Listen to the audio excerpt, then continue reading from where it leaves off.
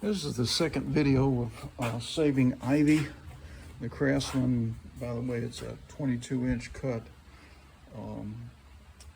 As you saw in the last video, it seemed like there was a lot of oil underneath. I did add some more oil because it was super low and I was thinking it might drip down, but I'm not seeing any.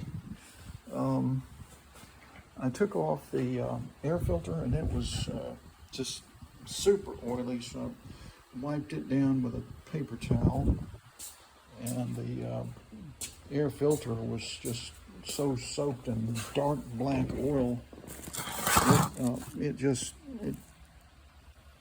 That's what it looked like, and it just fell apart. See, so it's shot, and there's just a lot of grungy oil. There was like a big puddle of oil right there. Now somebody may have just tilted this thing, worked on it, turned the blade while it was tilted, and that'll throw oil everywhere. I'm always happy to look inside and not see a bunch of rust in the tank, so that's okay. And the carburetor is, working like it should. In other words, this is not all grunged up and frozen. See that? So that's with this more modern one, you want a lot more tension on the kind that has the air vane that comes across. Those flop around real loose. These are under a little bit more tension with this spring here, and there's just one spring instead of two. So anyway, I wanted to show you what I'm running into now. These engines are air cooled, so if you start to get a big collection of stuff up here, it won't be able to cool itself off. And so what I do is take a slim piece of wire or something like that, and I've already run it down where these veins are. See that? These were completely packed off with grunge and dirt, and so I poked that down, get that stuff out of there. So these fins, like an air conditioner, these fins are open to the air so they can release heat, and this mower won't overheat. So I'm still continuing to do that. You can see all this stuff that's built up around here blocking these vents from being open to the air. Same thing there. See, that's all built up. This is not so much on the cooling part of the mower, but all of this causes this mower to build up heat. And as I'm doing this, lo and behold, look what I discover. See, this little piece of plastic here is not supposed to be there. It's supposed to be over here. So I think someone may have worked on this. So I'm going to try and grab this with my fingers, slide it over here, and see it slips in this clip.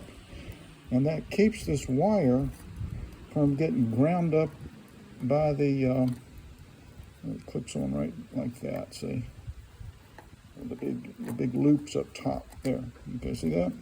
So that pulls this wire away from the flywheel, but I think it may be too late, because if you look, that wire has been completely stripped.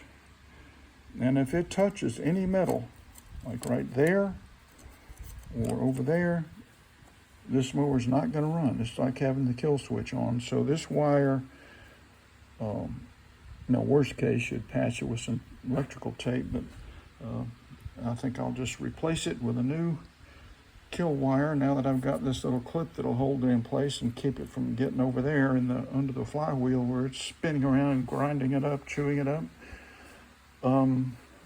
So that's what I'm finding on this mower, all kinds of things that you don't always see, but I've found the clip to hold the wire. So I'm thinking about trying to start this mower, but with just some starter fluid, just to see what happens, see if it fires.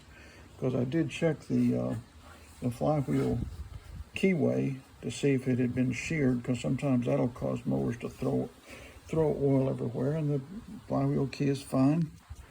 So I'm able to shut the mower off if I want to by using that. So let's go over this way, and we're gonna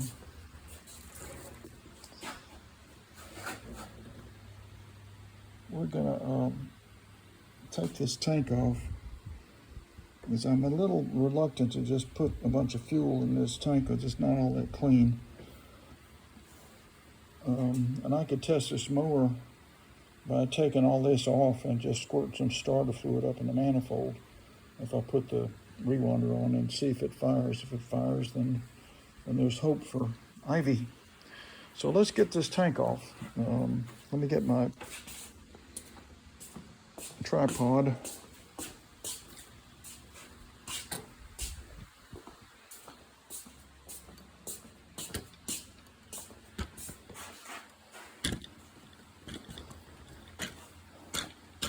I take these tanks off a little differently than other people. I take them off. I'm careful not to bend or break. Get this thing where it's kind of straight. There we go. See, I don't want to bend or break this butterfly right here. And tilting this thing. And in order to do that, see, I remove this 3/8 screw, and now I can move the whole tank a lot easier without bending or breaking that. So let's go ahead and get this off. I need a 1/2-inch socket and a 3/8 socket. The 1/2 inch is the big screw right here. It goes into the engine block. That came off pretty easy. And this is a little 3/8 here in the front. See how tight it is. And see, it's loose too. So again, that tells me somebody might have worked on this thing. They may have tilted it and moved the blade around and thrown oil everywhere. I'm hoping that's what it is. I'm hoping I don't have a broken main seal. Let me get my electric drill to speed things up a little. Things are falling. All right, so we're going to do the 3/8 first.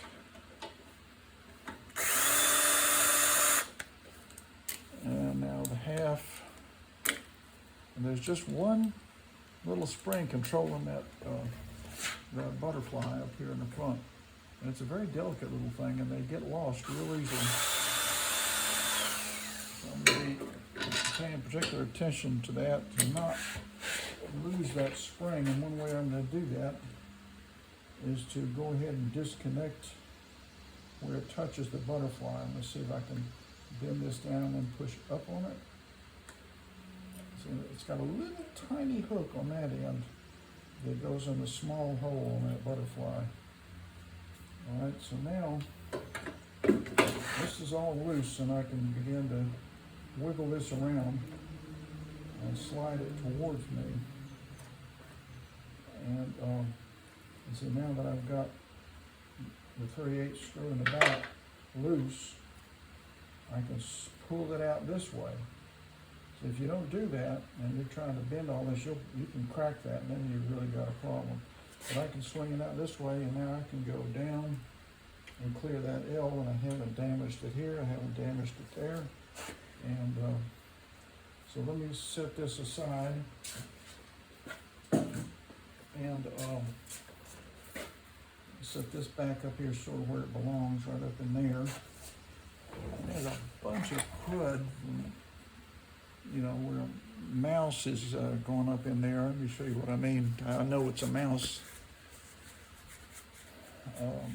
I'm in the southeast United States. I don't have to worry about the hantavirus that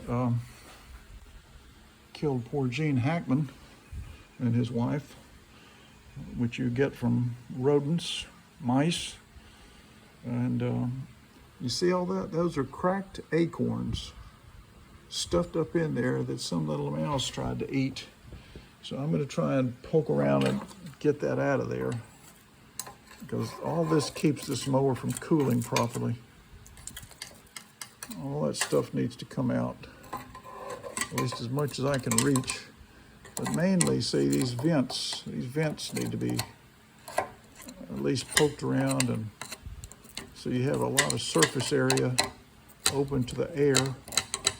There's some crud around that coil.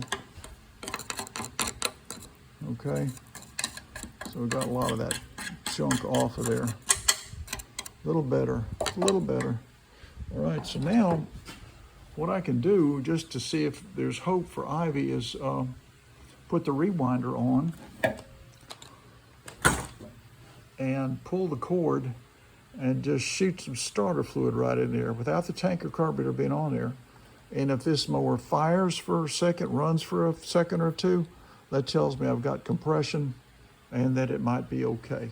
Now it may run and blow smoke or blow oil out the main seal, because it is wet under there. I'm not sure why yet. So when you come back, I will be able to report to you whether this mower fired or not. Because I'm going to put the rewinder back on and try to pull the cord on this thing. So come back for all the excitement. We'll see what happens.